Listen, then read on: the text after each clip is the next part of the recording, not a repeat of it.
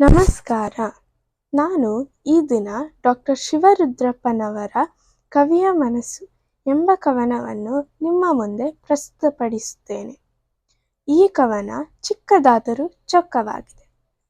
ಕೇವಲ 3 ಚರಣಗಳನ್ನು ಒಳಗೊಂಡಿದ್ದರೂ ಅಗಾಧವಾದ ಅರ್ಥ ಇದರಲ್ಲಿ ಅಡಕವಾಗಿದೆ. ಬನ್ನಿ ಹಾಗಾದ್ರೆ ಮೊದಲ ಚರಣವನ್ನು ಗಮನಿಸೋಣ.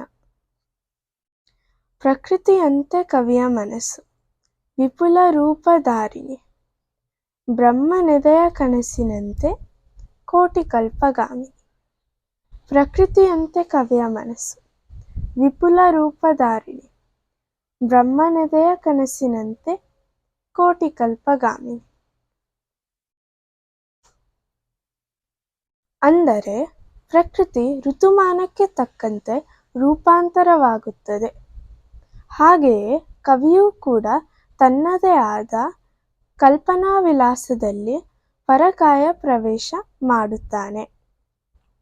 ಸೃಷ್ಟಿಕರ್ತನಾದ ಬ್ರಹ್ಮನು ಕೋಟ್ಯಾನುಕೋಟಿ ಕನಸಿನ ಪುರುಷರನ್ನು ಸೃಷ್ಟಿಸುವಂತೆ ಕವಿಯೂ ಕೂಡ ತನ್ನ ಭಾವನೆಗಳನ್ನು ವಿವಿಧ ರೀತಿಯಲ್ಲಿ ವ್ಯಕ್ತಪಡಿಸುತ್ತಾನೆ. ಬನ್ನಿ ಹಾಗಾದ್ರೆ ಎರಡನೇ ಚರಣವನ್ನು ನೋಡೋಣ. ಕಡಲಿನಂತೆ ಕವಿಯ ಮನಸ್ಸು, ರತ್ನಗರ್ಭರಾಗಿಣಿ. ಕಡಲಿನಂತೆ ಕವಿಯ ಮನಸ್ಸು, ರತ್ನಗರ್ಭರಾಗಿಣಿ. ಯುಗಗಳ ನಶ್ವರಕ್ಕೆ ಅಮೃತ ಕವಚದಾಯಿನಿ. ಯುಗಗಳ ನಶ್ವರಕ್ಕೆ ಅಮೃತ ಕವಚದಾಯಿನಿ. ಇಲ್ಲಿ ಕವಿಯ ಮನಸ್ಸು ರತ್ನಾಕರನ ಅಬ್ಬರದ ಅಲೆಗಳ ಅಡಿಯಲ್ಲಿ ಅಡಗಿರುವ ಮುತ್ತು ರತ್ನಗಳಂತೆ ಮನಸ್ಸಿನಲ್ಲಿ ಚಂಚಲತೆ ಇದ್ದರೂ ಪ್ರಶಾಂತ ಸಾಗರದಂತೆ ಆಗಿಬಿಡುತ್ತದೆ.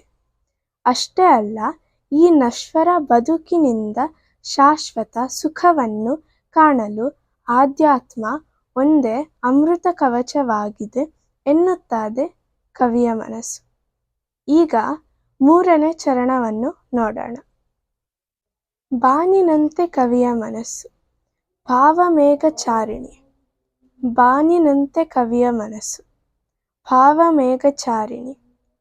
ಬೆಂದ ಭುವಿಯ ಹಸುರಿನೆದೆಗೆ ರುಚಿತ ವರ್ಷರೂಪಿಣಿ. ಬೆಂದ ಭುವಿಯ ಹಸುರಿನೆದೆಗೆ ರುಚಿತ ವರ್ಷರೂಪಿಣಿ. ಇಲ್ಲಿ ಕವಿಯ ಮನಸ್ಸು ಅಂತ್ಯವಿಲ್ಲದ ಅಂಬರದಂತೆ ಕಂಗೊಳಿಸುತ್ತದೆ. ನಿರಂತರ ಚಲಿಸುವ ಮೋಡಗಳು ಸುರಿಸುವ ನೀರಹನಿ ಧಾರೆ ಧಾರೆಯಾಗಿ ಧರೆಗಿಳಿದು ಹಚ್ಚ ಹಸುರಿನ ಪಚ್ಚೆ ಪೈರುಗಳ ಚಿಗುರನ್ನು ಕಾಣಲು ಕಾತುರವಾಗಿದೆ ಕವಿಯ ಮನಸ್ಸು. ಒಟ್ಟಿನಲ್ಲಿ ಕವಿಯ ಮನಸ್ಸು ಭುವನ ಸುಂದರಿಯಾದ ಪ್ರಕೃತಿಯಲ್ಲಿ ಪರದಾಡಿ, ಕಡಲಿನಲ್ಲಿ ತಡಕಾಡಿ, ಬಾನಂಗಳದಲ್ಲಿ ಬಾನಾಡಿಯಂತೆ ಹಾರಾಡಿ ಮತ್ತೆ ಧರಣಿ ಮಂಡಲದ ಮಧ್ಯಕ್ಕೆ ಬಂದಿಳಿದಿದೆ. ಒಂದು ಮಾತಿನಲ್ಲಿ ಹೇಳುವುದಾದರೆ ಸಾಸಿವೆಯಲ್ಲಿ ಸಾಗರ ಅಡಗಿರುವಂತೆ ಇದೆ ಈ ಕವನ. ಧನ್ಯವಾದಗಳು.